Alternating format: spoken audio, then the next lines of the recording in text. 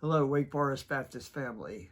So next week, as you probably know, is a real milestone. It's been a whole year since the pandemic first entered into our lives and changed everything. The New York Times article just last week emphasized how impossible it is to completely eradicate the pandemic that we're dealing with. How's that for good news? But the idea was no more have we been able to eradicate flu for decades. In fact, I was talking to somebody yesterday who has the flu right now in our church.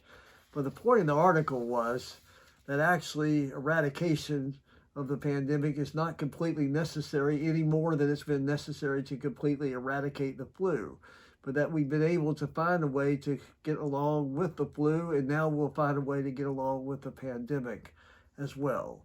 The title of the article was Risk Elimination Impossible, which was music to my ears to know that in fact, the article said we ought to get back to normal by this summer, which is what I'm ready for, and so are you yesterday.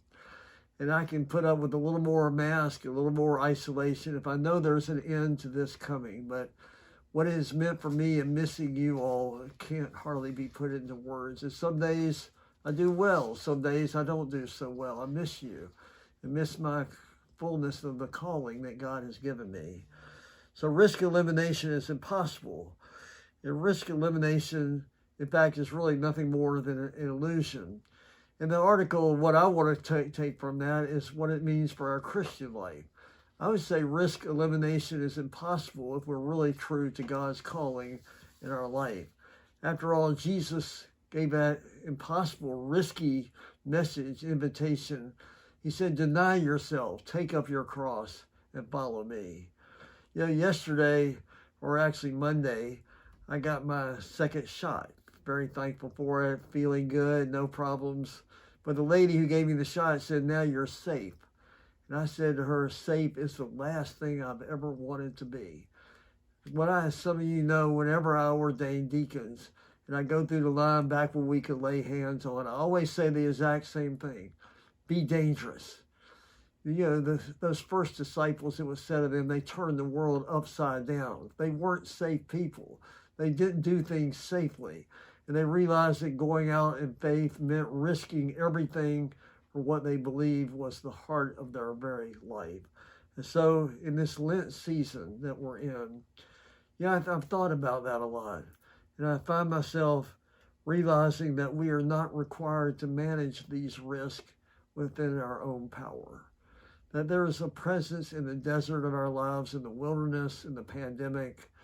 That there's a power present. And sometimes, I don't know about you, but when things are really lifeless and challenging, that I realize there's a presence greater than myself more than ever. And that gives me courage to not be safe with life, to go through cautiously. I mean, isn't it true?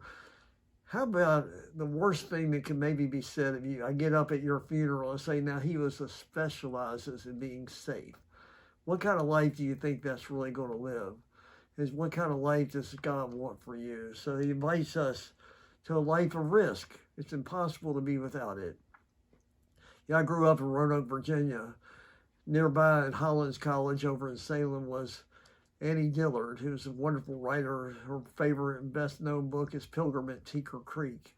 And she talks in that book about our reluctance to take on risk and what we lose by doing that. And she quotes the Trappist monk, Thomas Merton. And I love these words. He said, there's always an enormous temptation in all of life to diddle around making itsy-bitsy friends and meals and journeys for itsy-bitsy years on end. It's so self-conscious, so apparently moral, simply to step aside from the gaps where the creaks, and winds pour down, saying, I never merited this grace, quite rightly, and then to sulk along the rest of your days on the edge of rage. And then the line she really is famous for, she said, I won't have it. The world is wilder than that in all directions, more dangerous and bitter, more extravagant and bright. We are raising tomatoes when we should be raising Cain or Lazarus.